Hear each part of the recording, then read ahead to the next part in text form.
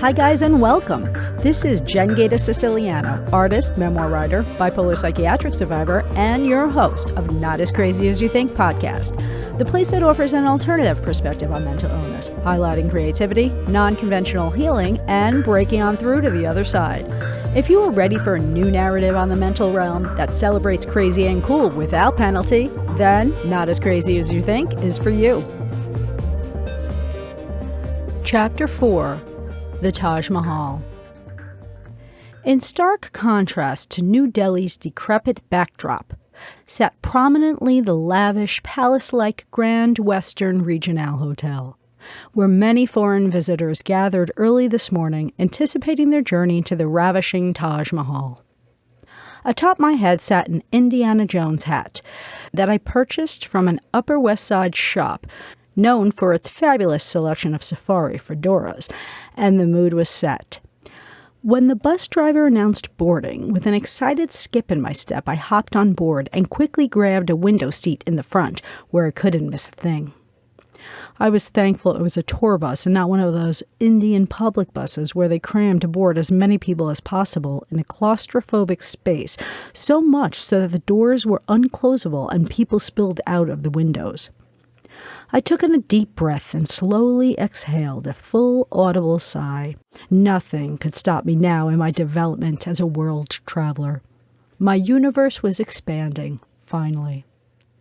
The ride to Agra was laden with dirt and desert-like roads way off the beaten path, and as we coasted bumpily along, the dusty air infiltrated the open bus windows.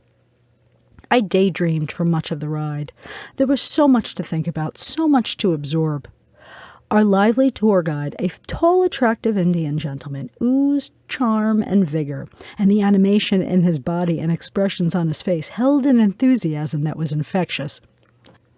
"When your eyes finally witness the monument," he said, "your mouths will hang down and you will sigh, 'Ah!' Its aura, glowing, illuminating, empowers the whole land of India. It is a true wonder of the world." He walked up and down the aisle of the bus, packed with European and American tourists, and said something specific to each person as he told the tale. He stuck his head in the elderly English couple's seat. "And it is true that 22,000 men and women labored 24 hours a day for 22 years to resurrect this monument. It is a beautiful thing. It is a blessing to love someone that much that you could even envision such a masterpiece." He was romantic and mesmerizing and a true Bollywood wannabe, and he could be a good one too if he had been born with the chance. But the ride was long, and after a while fatigue set in, and a heaviness washed over me. I faded off into dreams about my holy guru and our inevitable divine connection, and the successes of all my expectations, and traveling in Indonesia and in Mali, Thailand, and Peru, where everyone was happy to have me and brought me gifts and such. But then suddenly, a shake on my arm abruptly awoke me. A girl with soft, welcoming eyes stood in the aisle over me. She was slightly plump, with short black hair, and had an in-your-face friendliness. "Hi there, I'm sitting back there, and I don't mean to startle you from your slumber, but please be careful not to fall asleep alone by yourself. They will steal from you if you are not careful." I was in a daze. Was it still from the lingering jet lag, or from the strong hashish from the night before? I glanced down to where she pointed and noticed that yes, I indeed let my wallet escape the confines of my red fanny pack as it lay open on my lap. "Oh my gosh, thank you," I said in a fluster, zipping my bag and straightening up. "I will stay with you, and we will ride together." She sat beside me in the empty seat. "My name is Anissa. I'm from South Africa. Where are you from?" "America, New York." Taking on the role to be my traveling companion was compassionate of her. It was to be a grueling 6-hour ride to Agra, and I was newly concerned about my drowsiness. Anissa began to share her colorful life story as a world traveler, but as she continued, I found myself drifting in and out of consciousness and was happy to have someone forcing me to focus. She revealed her interest in coming to India. I'm actually a mathematician. The Indian belief system of Hinduism is so exciting to me. It's so relevant to what I'm working on in fractals. Just reincarnation alone offers such a perfect explanation for the mathematical construct of the universe, and sacred geometry is everywhere in Eastern cultures. I'm here to learn as much as I can. Do you want some water? She had an extra water bottle in her bag, and I noticed it had a secure seal, so I knew it was safe to drink. Yes, thank you. I've been to so many places, and I go by myself usually, like you, I see. But when I told my parents my next venture was India, they were worried. When I insisted on going, they packed their bags and vowed that they would go with me and be nearby me the whole way. That's them in the back there. I turned around and two gentle-looking souls waved to me. The family wore warm and trustworthy smiles on their faces, of varying shades of mocha skin. Even a true world traveler like Anissa had to deal with the worries of parents who felt fearful for their child's safety in an unsafe world. We are only 3 hours away, the flamboyant tour guide assured us. He stood at the head of the rickety bus facing his congregation, and then holding on to its low roof to maintain his balance, he paced slowly up and down the shaking aisle. He then continued his story. Both souls live in the tomb, my friends. Both Shah Jahan and his most beloved wife, Mumtaz Mahal. The woman he loved so much that when she requested her only dying wish, that the most beautiful monument of love yet to stand on the face of this earth be built in her memory, he made a binding covenant with the divine that he would create the legacy. Then he bent down in front of me and Anissa, and with a wide, ivory-toothed grin, he looked straight into my eyes and said, "Ah, the truest love story that ever was, like in the storybooks." The whole scene was movie-like, and I reveled in each moment as long as possible, absorbing everything in slow motion, and hitting the pause button wherever necessary. I never wanted to forget this heady delirium. Then Anissa whispered to me, "We must respect the legend when we get to the grounds." "What legend?" I asked. She continued with wide eyes and breathless. Shah was so devastated after Mumtaz died that he locked himself in his quarters and fasted from food and water for 8 days. After the 9th, when he re-entered the light of day, his raven black hair turned completely white. Anissa had an air of worldly sophistication coupled with a child's limitless and playful sense of adventure. "It is the legend of the jewel of the Taj," she continued. "When we're there, if you spot the one with hair as white as snow, say God bless you, and set the prince free. And then it is said your soulmate will come to you." When the long day's bus ride finally came to a halt, Anissa squeezed my hand and said, "Here it is. This is it. We'll never get this opportunity again, you know. Too many other things in the world to see." Spoken like a true world traveler. Our Bollywood wannabe tour guide gave us a juicy last-minute pep talk. "When we enter through the gates, remember, these are the grounds where Shah Jahan stood, where a love so bold was born. Take it in, breathe it in. Your eyes will never forget the splendor." As we approached the metal structure positioned at the entrance, I sensed I would not be the same person once I stepped through this ancient gateway.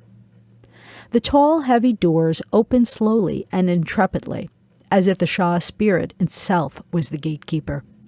And then the kind of beauty stood before me that I had only dreamed about, but could never until that moment know. And there it was. Oh, so breathtaking, just breathtaking. My eyes welled up with awe-inspired tears, and my heart swelled. "It's beautiful, just beautiful." The eye feast was beyond the grandest mental picture I had attempted to conjure up beforehand. Indeed, as wondrous and brilliant as the Bollywood wannabe had begged us to believe. So triumphantly majestic it sat before us. No one could say that God did not dwell there. To think that this godly masterpiece and massive undertaking was conceived by a human mind and then bestowed to another on the bedrock of true love was simultaneously humbling and mind-blowing. I walked forward in a surreal daze into a glorious painting of a temple in heaven, and I was one of those little scribbled dots in the foreground representing a human form in front of this gorgeous landscape painted upon a blue sky canvas. It didn't seem real. I furiously snapped as many photographs as I could, because words could never suffice in describing the majesty of the Taj. I needed to record its true godliness in frozen moments of Kodak time. Our Bollywood tour guide gave us 1 hour to stroll around the monument. From the manicured topiary gardens to the gleaming blue pools that led to the Taj's omnipotent, opalescent dome. The air was dry and crisp, and the surroundings smelled so fresh and pure, as though the perfect green lawn exuded a denser form of oxygen. Time felt like liquid, moving slowly with heaviness, reflecting the quality of the dreamy experience. Indian natives smiled with glowing white teeth, posed in celebration as I organized them in front of my camera. Surrounding me in every direction were not the primary or even the secondary colors of the rainbow that we ordinarily see in our American spectrum of color. The boldest red, white, and blue of the USA were pale, mediocre, and unbearably unexceptional when compared with the shimmering metallic tints and hues of India. Was it a different sun? A different white light fractured into a more explosively gorgeous rainbow? The women's shining saris were as glorious as the jade and garnet gems that once lined the white marble rooms of the Taj, which sadly, unlike these saris, did not sparkle anymore. Pirates had raided the tomb over the years and stole almost every jewel, and yet the magic of the place still sparkled in rare form. Anissa and I finally made our way to the enormous entrance of the monument, and as we entered, the ether surrounding us pulsed to a sacred vibration. The amount of concentrated energy amassed to create this incredible structure was quantum. The walls had intricate carved marble reliefs and floral, delicate, lace-like inlays, and enclosed by a magnificent marble screen rested the cenotaphs of the emperor and empress in the center. A whirlwind of damp, misty air circulated around us, and a droning, distant sound reverberated. The lovers' spirits hovered in the air, unable to move on into the next heavenly dimension, their ancient spirits forever sealed in the tomb. The tomb was designed only for Mumtaz, with her marble coffin placed in the center of the monument. But the Shah decided before his death to lie beside her for all eternity. His coffin, just off-center, is the only asymmetric structure on the entire grounds. Fitting, for such a profound love could never be so perfect. As we milled outside the tomb, Anissa suddenly spotted him. "He's over there. Say God bless you." She pointed to a man with hair truly as white as snow, making the timely and surprising appearance like that of a costumed actor in a murder mystery party. I said, "God bless you," and a chill entered my being as though some spirit signaled to me a feeling of gratitude. Perhaps I had done something miraculous. A mosaic-laden terrace on the lower platform extended out to an ivory balcony overlooking the Jumna River.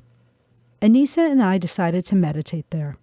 I organized myself in a corner at least 10 yards away from her to sit in contemplation, inspired by the magic of this splendorous pearly dome, with all the power of this monument's beauty fueling my prayer. I asked the universe, I wish it, I believe it, and I accept it. I thank you for this story I will one day write. Peace grew in my root chakra, as I now was convinced it would be done. This covenant with the universe just had to be honored and bestowed upon me. I could not imagine otherwise.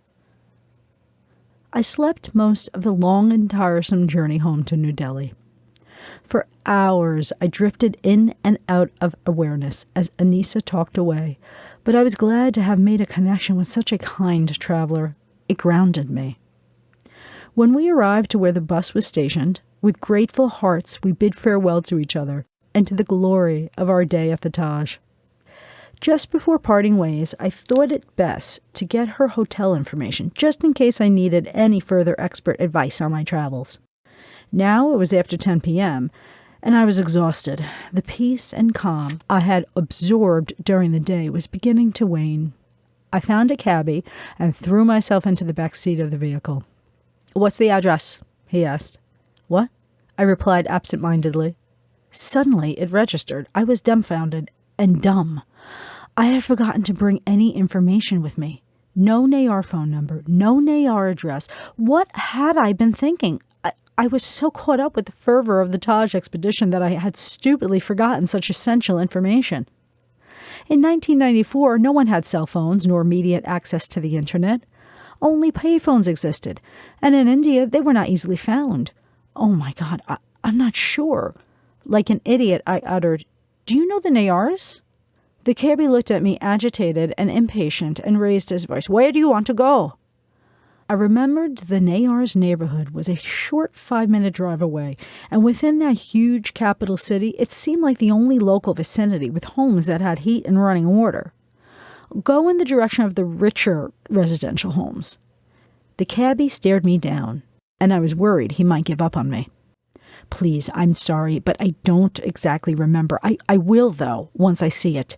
He looked at me incredulously, huffed hard, and put the vehicle into motion. My mind searched frantically. Could I actually recognize their house? Thank God, the respectable neighborhoods in the middle of New Delhi were minimal, so the cabbie knew right away where to go. But I saw no one to ask where this house might be. Just then, I made out the shadow of a lone walker on the other side of the street, up ahead. "Stop here, but don't leave yet," I begged my driver. I got out of the cab and crept up to the stranger. "Excuse me, but do you know where the Nayars live?" I asked. What a stupid question. Out of all these homes, this poor man would know who this family was? He turned around and looked at me quizzically. He had rotted teeth, was disheveled and dirty. He was clearly a wandering untouchable and did not speak English. I desperately tried to communicate with hand gestures and exaggerated facial expressions. Somehow he understood I was lost, and then he escorted me to the doorstep of a dwelling a few houses down, and timidly waited behind me to see if I needed a translator. I knocked on the door. I knocked again. Finally, it opened to the sight of a closely huddled couple with apprehensive and anxious looks on their faces. I suspected they had been peeping through their drapes, wondering why on earth an American girl was gesturing nonsensically to an untouchable right outside their property, and then ringing their doorbell at 10:30 at night. "Hi, how are you? I am visiting with the Nayars, and I went today on a day trip to the Taj Mahal. Unfortunately, I forgot to bring their address with me. Do you happen to know them and where they live?" They stared at me with weighted looks of concern.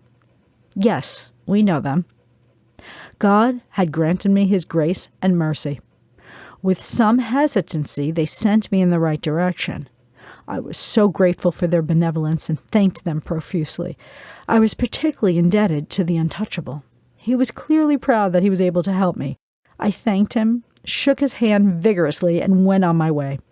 I slumped into the back seat of the annoyed cabbie's vehicle and offered him the address, and I wondered how this was all going to look the next day when these people got in touch with my host family. Fortunately, I was finally on my way back to their home. When I arrived, I tried to open the door, but it was locked. I tapped on it lightly. Since it was now 11 p.m., it was likely that no one was awake. But I thought it odd that Summit's family would lock me out when they knew I was coming home late. They were aware I did not have a key to their home. I knocked again, this time louder. No one answered. And where was Summit? I walked around to the back of the house and knocked on Summit's room window. No answer. I moved over to try Summit's sister's room. Aida shot up her head, smiled, went to the door, and let me in. I was grateful. especially at this late hour, and I was welcomed on the other side of the door by her gentle and upbeat nature, instead of her parents' overbearing condescension. I thanked her, tiptoed into the house, and scurried off to sleep on the living room couch. That night, I had profound dreams. Lennon and McCartney's words from Let It Be kept turning over and over and over again in my head as I tossed and turned. Infused with emotion, I was moved to tears. The spirit of the Virgin Mary seemed to hover above me and look upon me compassionately as the Beatles' anthem repeatedly played its chords. I traveled miles and then light years into space. I pulled back eons in time to witness the birth of the entire universe, and I saw how absolutely small and insignificant I and everyone else actually were. The morning sunlight gently nudged me out of my slumber. Today I thought I'd venture out into the city to explore. I changed into my day clothes, carefully brushed my teeth with my bottled water, then fussed with the pillows and folded bedclothes. "Good morning," Mr. Nayar said cheerfully in a friendly frame of mind, poking his head around the corner with newspaper in hand. I had grown to respect and like Mr. Nayar. He was a sort of big-headed fellow, a little too impressed with himself. He steadily bragged about growing up in the highest class of India, about studying in the best of British medical schools, about being a generous man of nobility and giving back to the common people of the land as a local Indian surgeon. "I could have made a lot more money in Britain," he had said more than once. But he was real. There were no pretenses or apologies. He was who he was. I told him a few details about my Taj visit, and he appeared mildly amused as he nestled into a comfortable position in his chair. Then, so unexpectedly and abruptly, like a hawk swooping down to its unsuspecting prey, Mrs. Nayar flew into the room in a rage and firmly grabbed my arm. "What do you think you are doing?" she screamed in a frenzy. "You are speaking to my husband like that, with pajamas on?" The passionate look in her eyes was twisted and filled with fear. I noticed upon my arrival that she had a lazy eye like her husband that sat awkwardly in a grotesque manner back up and toward the right corner of her socket. In this mood of hers, the eye looked wicked and deformed. "They're just casual clothes, not my pajamas," I said meekly in my defense. "I believe if you are to remain here in India during the rest of your travels, you should buy an Indian woman's sari. This will make you feel more comfortable in our culture. It'll draw less attention to you," she said. "Thanks, but I feel comfortable the way I'm dressed." "Well, I don't feel comfortable with the way you're dressed in those safari shorts every day." She appeared exasperated and paced around frantically as if she was searching for more strategies of attack. "By the way, how long do you expect to stay here? When we host people from other countries, they don't stay for more than a day." Her statement took me aback. There seemed to be a definite understanding that I was staying a few days. Summit had originally planned to make the expedition with me down south to visit Madras, which we were not to embark on until 3 days after my arrival. And now, as I was stuck in a foreign land without a travel partner and could not easily turn around, I had planned to at least adhere to this original agreement. Had she not even been aware of her son's plans? Or when he cowardly revealed to me that he could not travel with me, who was ultimately responsible for this sudden decision? Perhaps Mrs. Nayar had known about the plans and then put a stop to them. Then again, I now questioned if Summit ever intended to go with me from the start. My mind was spinning with 1,000 possible explanations for her abrupt withdrawal of generosity and kindness. Gently, I tried to remind her of my plans. "Well, I am only here until tomorrow morning." Taking it to the next level of hysteria, Mrs. Nayar burst out shrieking, "You are very disrespectful and don't have any appreciation for what we have done for you." My tongue was strangled in a full stupor, and I held back the urge to cry. "We didn't have to house you, and my husband is very offended with what you just did." "What do you mean?" I asked innocently.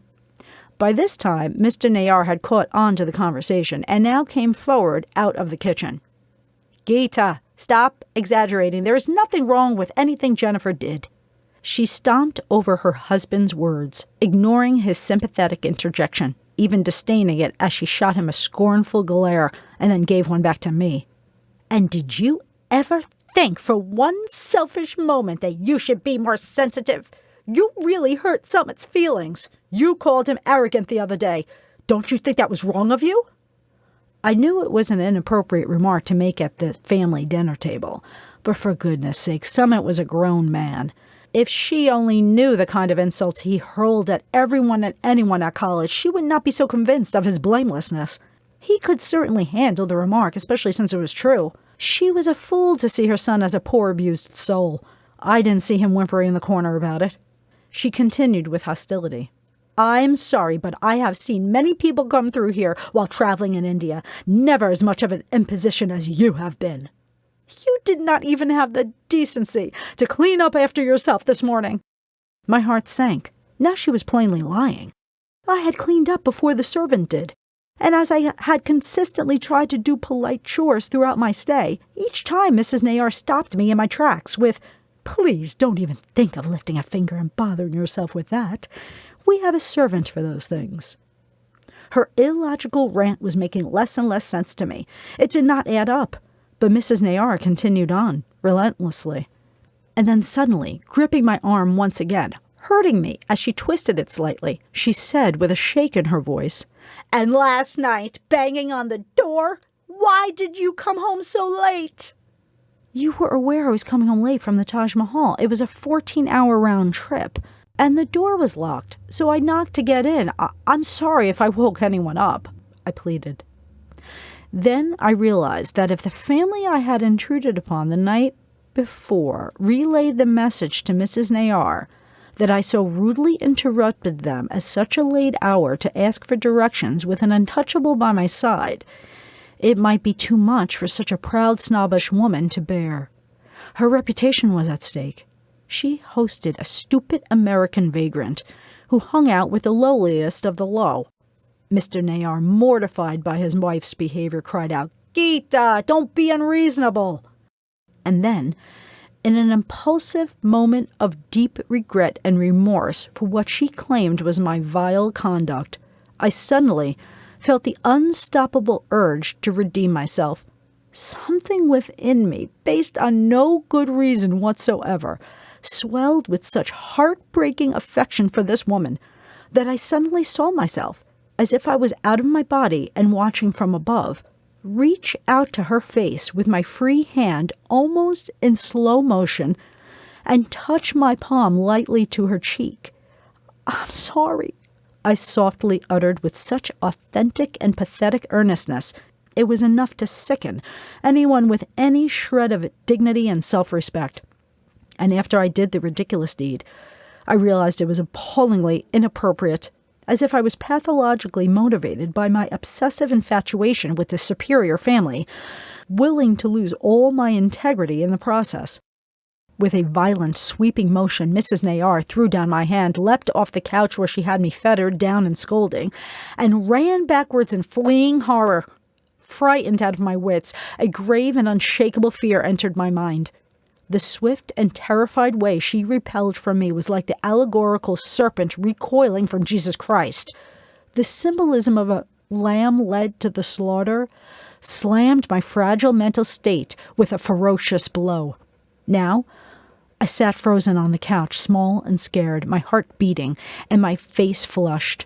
For just the night before, during my restless sleep, I began to experience awful pains in my abdomen. Before Mrs. Nayar's outburst, I was intending to divulge this information to this prestigious family of doctors so that I could receive medical advice and care. But now, I was determined to leave the premise as soon as possible. With the new day's arrival, the pains had gotten much worse, but I was committed to riding through it. I had to get out of here. I did not feel safe. Sickened and weakened by the verbal and emotional battle, I shamefully uttered to Mr. Nayar, who stood there in shock and embarrassment, "I'm sorry to have caused such a commotion. I'll be gone soon. May I please use your driver today so that I can get to my friend's hotel to make alternative plans for the remainder of my trip?" Now, in ripping lunacy, Mrs. Nayar screamed from the other room, "Now she wants to use our driver? I can't take this. A complete and utter disruption." Like a small animal attacked by a coyote, she wickedly wailed in incoherent moaning cries. She had offered again and again the use of her driver throughout my entire stay, but now it was a preposterous request as she continued to explode in outrage. Mr. Nayar sheepishly drew me to the side. "You may use our driver. I apologize for my wife. I'm very sorry for causing any problems. I didn't intend to upset anyone." My energy jerkily switched into automatic survival mode as a vomitous burp suddenly rose from my esophagus. I had to move fast. Speedily, I got myself together to scurry off with the Nayar driver. Tattooed on my brain forever was sure to be that wily look in Mrs. Nayar's eyes. "You'll be okay," my inner voice assured me. My intention was to find my veteran traveling friend from the Taj, Anissa, because I trusted her and I trusted her family. She would guide me. I hoped. End of chapter 4.